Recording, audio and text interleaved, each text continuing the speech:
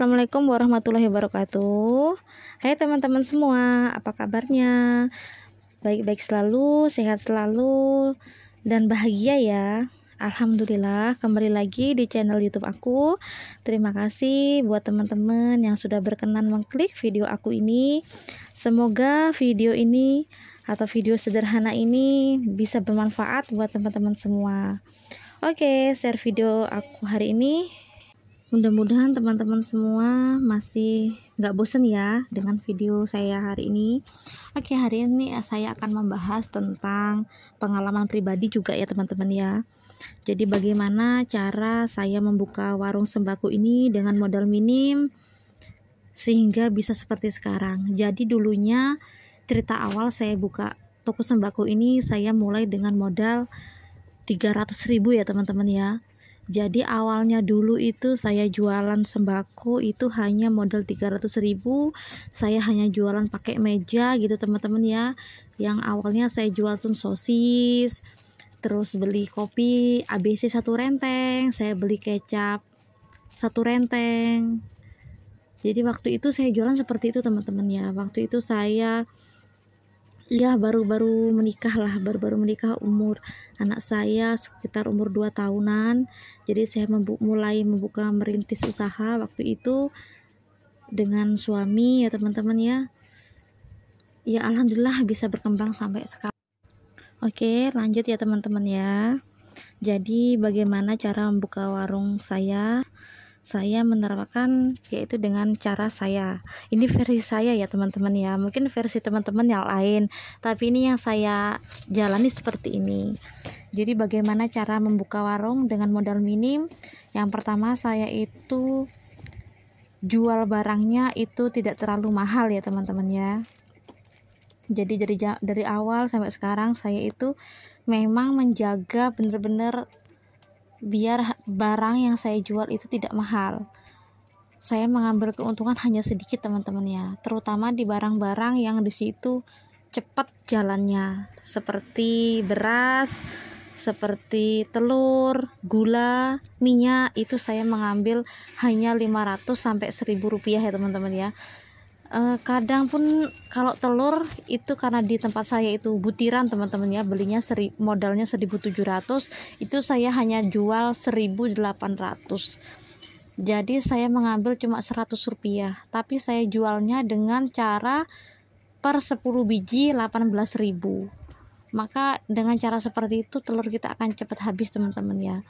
Karena di daerah saya ini, khususnya di Bali ini, memang apa-apa mahal. Jadi saya jualan seperti itu nggak takut mahal teman-teman ya, karena di yang lain pun jualnya juga sama, ada yang ngecer 2.000. Nah jadi saya jualnya tuh hanya 18.000 per 10-nya. Jadi dengan cara seperti itu saya melipatkan barang-barang saya teman-teman ya. Nanti dengan modal sedikit tadi, kalau sudah timbul uang saya belanjakan barang lagi, barang habis saya belanjakan lagi, seperti itu teman-teman ya. Akhirnya lama-kelamaan barang saya semakin banyak.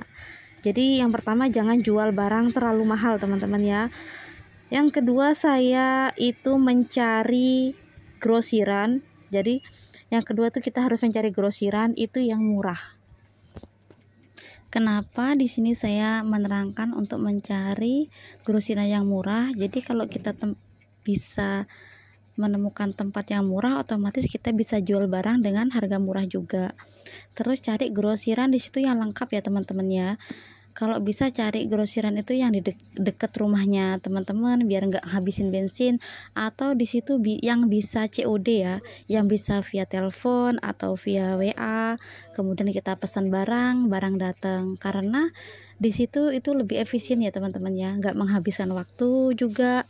Terus teman-teman nggak harus nutup toko, bisa order lewat WA. Jadi kan itu lebih efisien bagi warung biar tidak sering nutup warung. Kemudian yang ketiga, stok barang. Jadi teman-teman harus bisa menjaga stok barang teman-teman ya. Jangan sampai di toko teman-teman atau di warung teman-teman itu stoknya habis atau di situ stoknya kebanyakan. Gimana maksudnya? Harusnya stok banyak itu bagus teman-teman ya, tapi tidak. Jadi untuk produk-produk tertentu yang di situ barangnya kurang jalan, tapi kalau stoknya terlalu banyak itu kan merugikan. Jadi kalau bisa teman-teman itu, apalagi untuk pemula, itu belanjanya jangan terlalu banyak dulu. Lihat kondisi mana barang yang di situ cepat laku, laris, di situ baru stoknya dibanyain. Tapi kalau barangnya tuh slow, contoh kayak teman-teman jualan mie nih ya. Nah, seandainya mie sedap goreng itu laris penjualannya, maka teman-teman belinya 1 dus. Tapi untuk mie sedap yang lain karena penjualnya kurang, teman-teman belinya 10 aja untuk per macam rasanya. Jadi kayak gitu teman-teman ya. Jadi mana barang yang lebih laris itu teman-teman stoknya dibanyakin, tapi kalau yang barangnya kurang jalan teman-teman sedikit saja. Kemudian yang keempat teman-teman ya, teman-teman harus menjaga perlengkapan di toko, stok barang perlengkapan di toko. Jadi selalu tulis barang apa yang pelanggan tanyakan ke toko teman-teman. Seandainya teman-teman tidak jual barang yang ditanyakan, itu teman-teman segera tulis. Seandainya dia mau cari sikat gigi yang Pepsodent, sedangkan teman-teman jual yang Ciptaden, maka tulis, oh sikat gigi yang merek Pepsodent. Atau di situ gula, ada gulaku, nah ditulis, oh ada orang yang cari gulaku, ditulis. Nah seperti itu teman-teman ya. Jadi selalu lengkapi barang-barang yang dicari oleh pembeli. Maka dengan disitulah teman-teman akan tokonya itu semakin lama semakin lengkap. Jadi belanjanya tuh sesuai dengan yang dicari sama orang. Nanti ada orang lagi yang tanya belanja ada apa lagi, nah itu ditulis lagi, besok dicarikan 1 atau 2 produk seperti itu. Jadi pas suatu saat ada orang itu kembali lagi, itu dia akan tanya itu sudah ada gitu ya teman-teman ya. Kemudian yang kelima teman-teman ya, teman-teman jangan pernah bosan atau mengeluh dengan keadaan. Karena namanya jualan itu hari-harinya pasang surut, kadang rame, kadang sepi, ya namanya juga jualan. Beda dengan karyawan yang kita itu harus berangkat ke tempat kerja kita, sore pulang, besok paginya berangkat lagi, sore pulang. Tapi kalau kita sebagai pembisnis atau penjualan, kita nggak bisa seperti itu teman-teman ya. Kita harus selalu berbenah, harus selalu semangat. Kita harus selalu menunggu pembeli itu dengan ramah ya, karena disitulah kita itu mencari pelanggan ya. Seperti itulah teman-teman ya, kita tuh jangan sampai bosan, pokoknya jangan mengeluh, kita jalani saja. Oke, terima kasih.